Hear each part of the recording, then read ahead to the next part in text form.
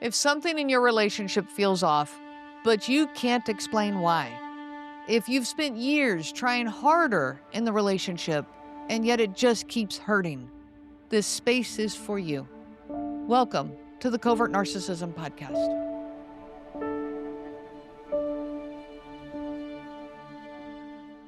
Most people aren't here listening to this podcast because you gave up too easily on a relationship. No, the ones that I find here are the ones who have tried over and over again, the ones who are fighting for this relationship. If you've been self-reflecting on how to communicate better, softening your tone, picking better timing, finding the right words, and it still feels like you're hitting a wall, there's a reason for that.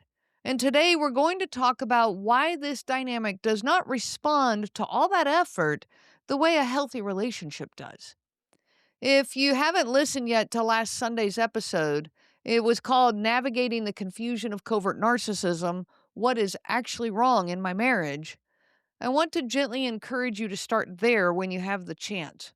That episode focused on naming the confusion itself, the mixed signals, the chronic unease, the sense that something is off when nothing is obviously wrong or doesn't look like there's anything really big wrong.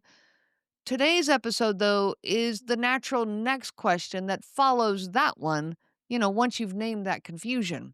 And that question is, why is this so unfixable? Now, the people that I find in my sessions, in my group sessions, individual sessions, listening to this podcast, are not typically the avoidant, unreflective, or unwilling to grow type of people.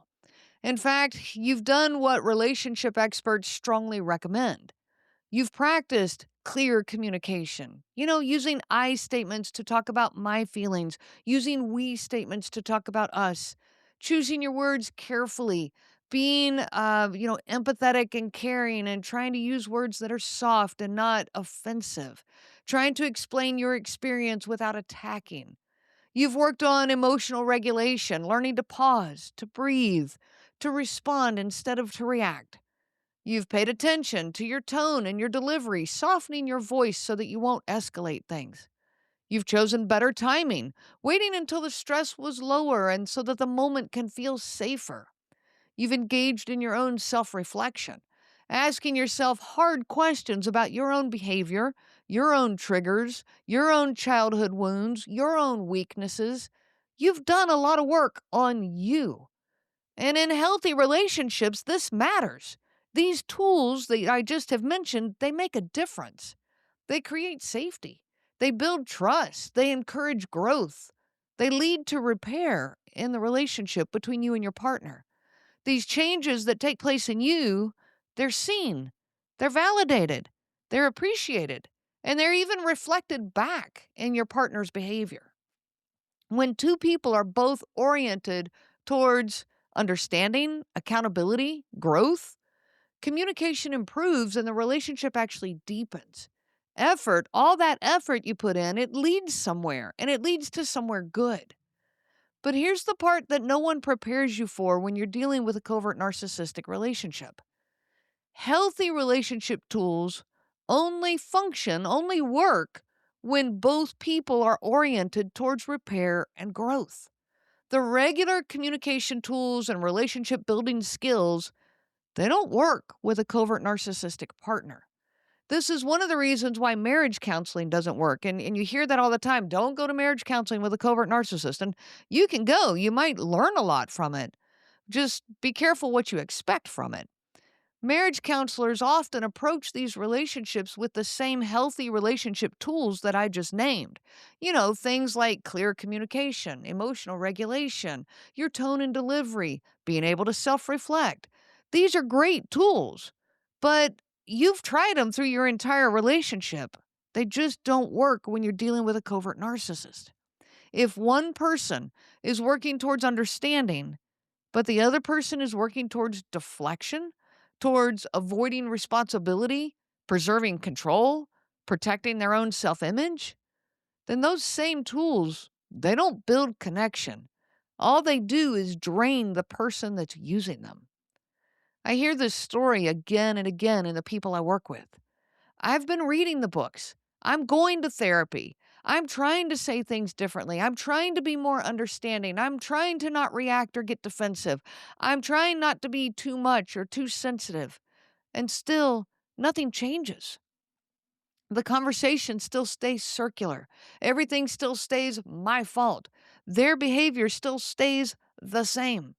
And the burden still stays quietly on me. Well, that doesn't mean you failed. It means you're trying to fix something that wasn't operating in good faith. And no amount of personal growth can compensate for a system where accountability only moves in one direction. Listen to what I'm saying. No amount of your own personal growth can fix this when you're the only one trying to grow. One of the most destabilizing parts of covert narcissistic dynamics is that the rules never stay the same. Nothing ever gets better because they won't allow it to. When you fix something that they're complaining about, they just shift the goalpost to something else. It's because they don't want things to get better. They thrive in that drama and the antagonism and the chaos that they create. You're told you're being too emotional, so you calm yourself down. Well, now you're told you're cold and distant. You're told that your timing is bad, so you wait. But then you're told that you've waited too long and you're bringing up the past. You're told that your delivery is the problem, so you soften it. But then you're told that the issue isn't how you said it, it's that you're just always negative. I think about a woman who described rehearsing conversations in her car before walking into the house. And boy, I can relate to this. I think we all have done this. She wasn't planning an argument, she was trying to avoid one. She wanted to get it right this time. Yet still, the conversation derailed in minutes. When the standards constantly change, you don't learn how to succeed, you learn how to doubt yourself. The exhaustion you feel isn't because you're doing it wrong, it's because you're chasing a constantly moving target. Now, let's talk about those attempts to repair. I remember well how incredibly painful any attempt at repair turned out to be. In healthy conflict, repair sounds like listening, validating, caring, curiosity, ownership, follow through. This is where both people actually want to reconnect. They want to hear the other person. They want the other person to feel loved and cared for, even though there was conflict. But in a covert narcissistic dynamic, repair attempts, they often lead to something else entirely. They lead to deflection, defensiveness, blaming, self-protection. What begins as an attempt to repair slowly turns into a lesson about what not to bring up ever again, how not to say it, and how much of yourself you need to shrink in order to avoid the fallout. It leads to conversations that go in circles, where the original issue is not actually addressed, where your pain becomes a debate, where your memory is questioned and your tone becomes the main focus, where you walk away more confused than when you started, wondering how a simple bid for understanding somehow turned into your apology? One listener recently described apologizing for her part in a disagreement, hoping that it would open the door to mutual reflection. I can relate to that. There were so many times that I would, go ahead and lay the foundation. I'll go ahead and make the first apology to just kind of open the door for safety here so that this can be mutually held. No, instead, her apology became proof that everything was her fault. So you're the one apologizing. Clearly, you're the one that feels bad about what's happened. The original issue disappears, and you walk away carrying all the blame and responsibility. These attempts at repair, and remember, repair is a healthy emotional relationship tool that we need in life. But these attempts for repair with a covert narcissist, they lead to silence that feels punitive rather than calming and connecting. It leads to emotional withdrawal that's framed as needing space but experienced as abandonment. To moments where you reach for connection and instead you hit a wall, one that leaves you doubting not just the relationship, but your own instincts. And over time, it leads to self-censorship. You stop bringing things up. You make that list of things you'll never talk about again. You minimize what hurts. You minimize your pain. You tell yourself it's just not worth it. Your feelings are not worth it. Not because the pain is gone, but because every attempt at repair costs you more than it gives back. There is no conflict resolution happening here. The fact that this hurts so deeply is not a sign that you're too sensitive. It's a sign that your bids for repair are being met in a system that cannot or will not hold them. When accountability is constantly, consistently avoided, the relationship does not heal. It just gets stuck and it festers like an open wound. You're left carrying both the problem and the responsibility to fix it. If only one person is invested in repair, the relationship will always feel unbalanced. And no matter how hard you try, it will continue to feel unfixable because you are trying to hold together a two-person system by yourself. It's like you're trying to play, a fun game of tug of war, yet the other person, even though they say they want to participate, they refuse to pick up the rope. Well, how are you going to play tug of war if they won't pick up the rope? You can't. You're going to hold it up for both of you? You are trying to do the work for both of you. This is why it's so unfixable. Now, many survivors didn't just stumble into this pattern. Many of us were actually trained for it. You learned that love meant patience, kindness, forgiveness, that commitment meant understanding and endurance, that being a good partner meant loyalty, flexibility, self-sacrifice. And to be clear, these things are good. These are good relationship tools and good ways to build healthy relationships. But not when they're met with defensiveness and stonewalling and gaslighting.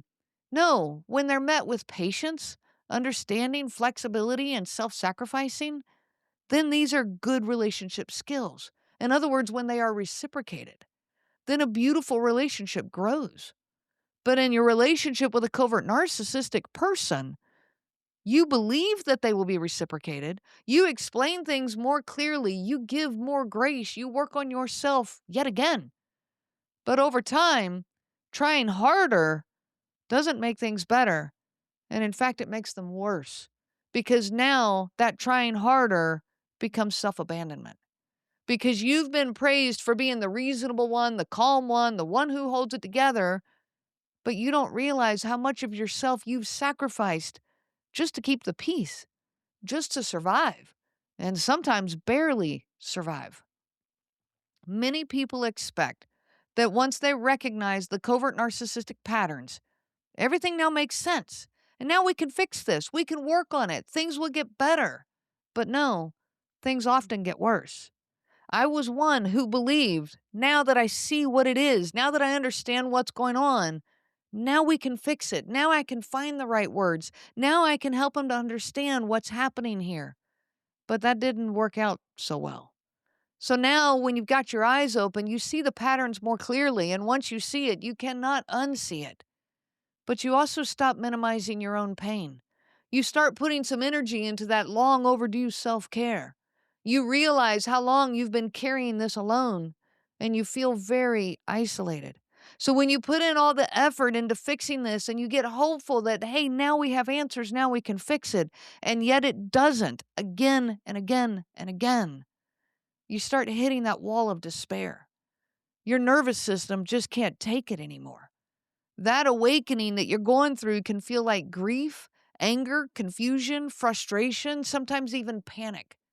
You're no longer disassociating from the truth, but that's hard and it hurts. Relief doesn't come from finding the perfect words or the perfect strategy. It comes from understanding why nothing you've tried actually is working. It comes from releasing the belief that it's because you didn't try hard enough. This episode isn't about telling you what to do next.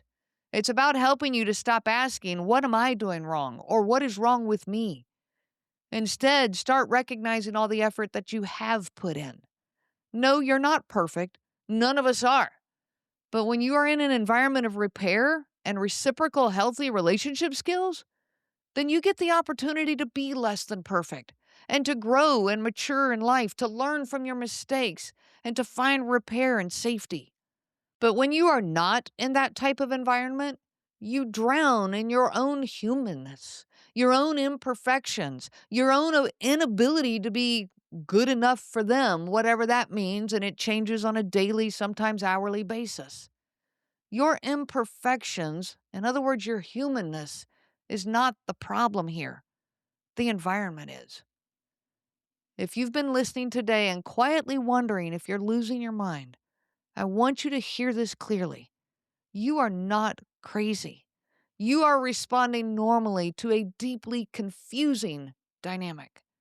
The fact that this still feels unfixable, even though you've been trying for so long, even though you've tried harder at this than anything you've ever tried at before, is not evidence of failure. It is evidence of awareness. It means your nervous system is no longer willing to carry confusion at the cost of connection. And while that realization can feel frightening, it is also the beginning of clarity. This week, I encourage you to notice where you are still trying to fix what was never met.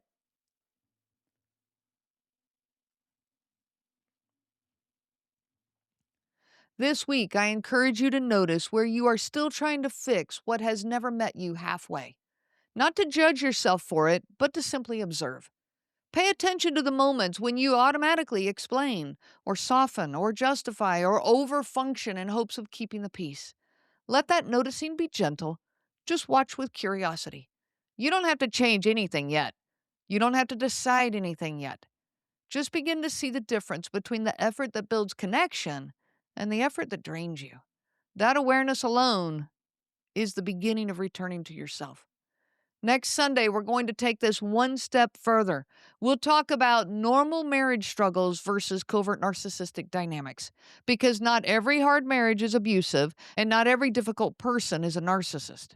But there are clear differences, and understanding them can bring tremendous relief and grounding. You don't need to rush this process. You don't need to decide anything today. For now, it is enough to know this: your feelings matter, your perspective counts. You deserve to be heard and seen. And while you may feel isolated, you are certainly not alone. I wish you so much peace on your journey of healing. If there were ever an audience that I wish did not have to exist, it would be this one, because of what it means you've lived through. I'm truly sorry that you understand this so deeply, and I'm really glad that you're here. May this be a place of safety, clarity, and peace. You are not alone anymore, and you don't have to figure this out by yourself. If this episode resonated with you, please subscribe so you don't miss future conversations. And if you'd like to learn more about the support, resources, or coaching that is available for you, you can visit covertnarcissism.com. While I hate it for everyone who understands what I am talking about, I'm really glad that you're here. And I wish you so much peace on your journey of healing.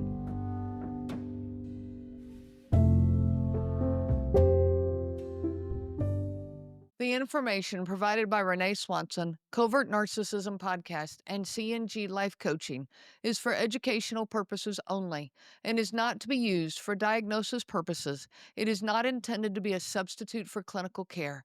Please consult a healthcare provider for guidance specific to your case. This material discusses narcissism in general.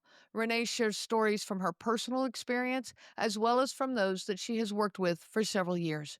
Her material does not claim that any specific person has narcissism and should not be used to refer to any specific person as having narcissism. Permission is not granted to link to or repost this material to support an allegation or support a claim that any specific person is a narcissist. That would be an unauthorized misuse of the material and the information provided. Thank you. If you like the show, please take a moment to rate, review, and subscribe. It really does help the show to grow. Thank you for listening.